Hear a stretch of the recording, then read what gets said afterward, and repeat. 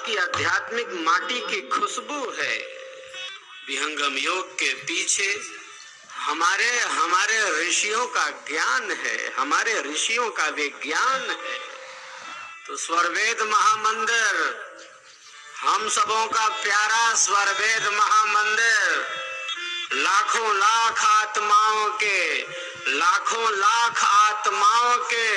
परम कल्याण का परम साधन बनने जा रहा है। हम सबों का स्वरवेद महामंदिर बन रहा है, सज रहा है, संवर रहा है।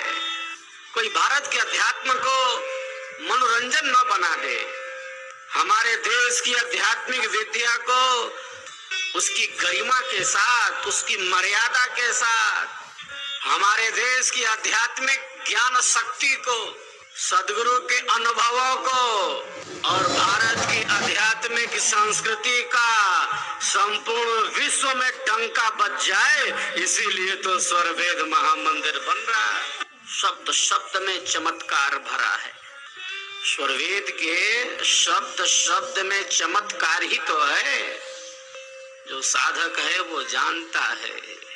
अनेक साधक स्वरवेद पढ़ते हैं, उनके शरीर में कंपन होने लगता है, उनके शरीर में थर्राहट होने लगती है, उनकी चेतना का ऊर्ध्वमुखी विकास हो जाता है।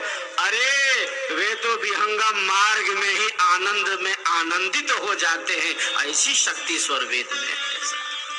शुद्ध आत्माओं पर स्वरवेद का प्रकाश अति शीघ्र ही प्रकाशित होता है।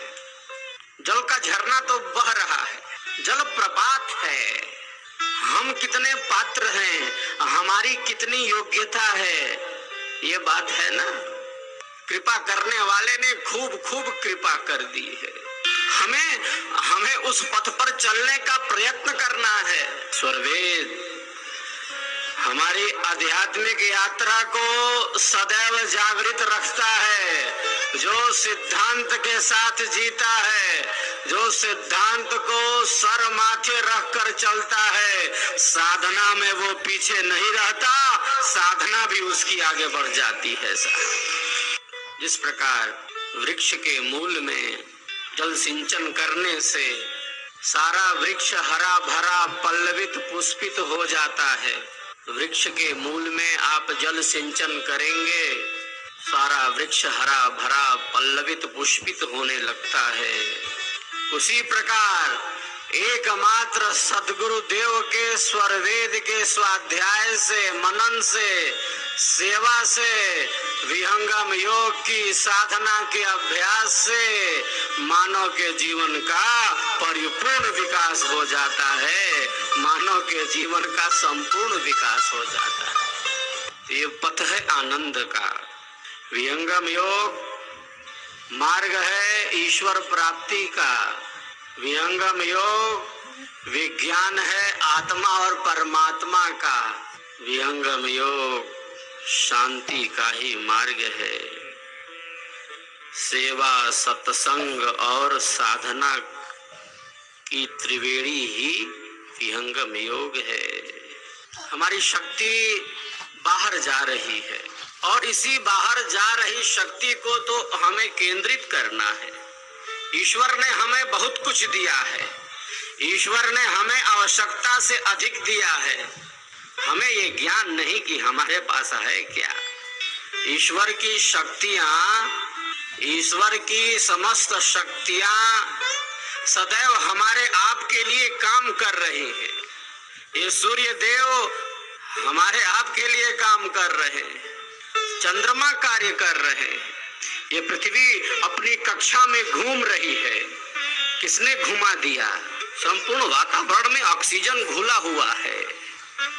हमें क्या करना है? हमें तो मिल रहा है।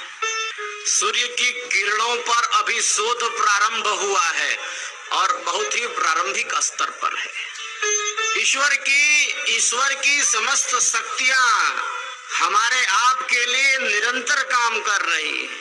वृक्ष कबहु नहीं फल भखे, वृक्ष कबहु नहीं फल भखे, नदी न संचय नीर, परमारथ के कारण परमारथ के कारणे साधुन धरा शरीर, साधुन धरा शरीर। वृक्ष अपने फल को कभी स्वयं नहीं खाता, नदियां अपने जल को कभी स्वयं नहीं पी। ईश्वर की समस्त शक्तियां सदैव परोपकार में लगी हैं, सेवा में लगी हैं।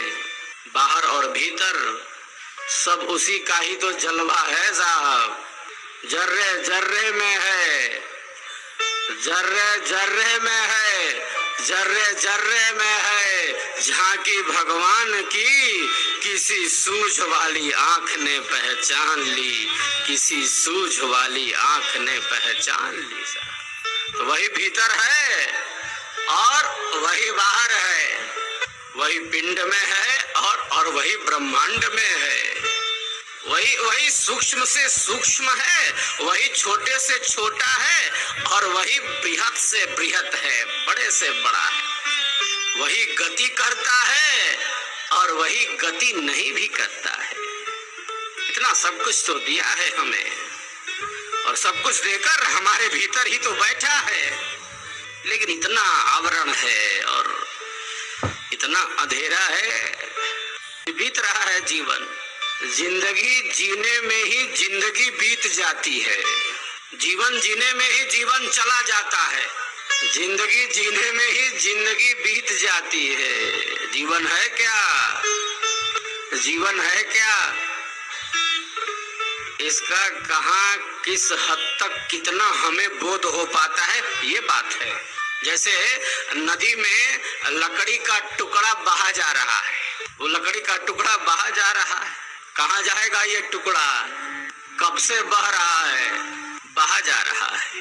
क्या हमारा आपका जीवन भी ऐसे ही बहा जा रहा है? लक्ष्य कहाँ है? जाना किधर है? मार्ग कहाँ है? लक्ष्य विहीन जीवन नहीं हो सकता। लक्ष्य विहीन जीवन भारतीय जीवन नहीं है, हमारे ऋषियों का जीवन नहीं है। भारत का अर्थ है जो प्रकाश में रत है। भारत है ना, जो प्रकाश के साथ है।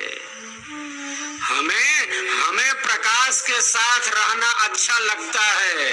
हमें अध्यात्म के साथ रहना अच्छा लगता है। हम भारत के साथ जीते हैं, हम ऋषियों के ज्ञान और विज्ञान के साथ जीते हैं। हम सेवा, सत्संग और साधना में जीते हैं। यही भारतीय जीवन है, यही ऋषियों का जीवन है, यही हमारे महापुरुषों का जीवन रहा। भारत में रहकर भारत को गायब नहीं कर सकते। जो प्रकाश के साथ रहे, जो अपने अंधेरे को हटाता चले। ऐसे ही नहीं जीवन बीत जाए, नष्ट हो जाए। केवल शरीर का ध्यान रखने में शरीर नष्ट न हो जाए। घर परिवार में ही सारा जीवन न व्यतीत हो जाए। रहना है घर में, रहना है परिवार में, डूबना नहीं है इसमें। गंगा में स्नान करना बढ़िया है, गंगा जी में स्नान करना अच्छा है। क्या गंगा में डूबकर प्राणों को गंवाना भी अच्छा है? गंगा में स्नान करके बाहर निकल आना है। उसी प्रकार घर में रहना है, परिवार में रहना है, अपने उचित कर्तव्य कर्मों का पालन भी करना है। लेकिन इसमें डूब नहीं जाना, लक्ष्य को नहीं भूलना, लक्ष्य को नहीं भूलना। मानव जीवन है और जो लक्ष्य के साथ चलता है वही भारतीय होता है। हमारे ऋषियों ने 4 प्रकार के पुरुषार्थ बतलाए। कहा कि मानव जीवन के लिए 4 पुरुषार्थ है: धर्म, अर्थ, काम और मोक्ष। प्राय हम सब जानते। तो धर्म हमारी भारतीय संस्कृति का आधार है। धर्म का क्या अर्थ है? धर्म का संबंध बाह्य आडंबर से नहीं है। धर्म का संबंध हमारी वाणी, हमारा विचार, हमारा व्यवहार, हमारी क्रिया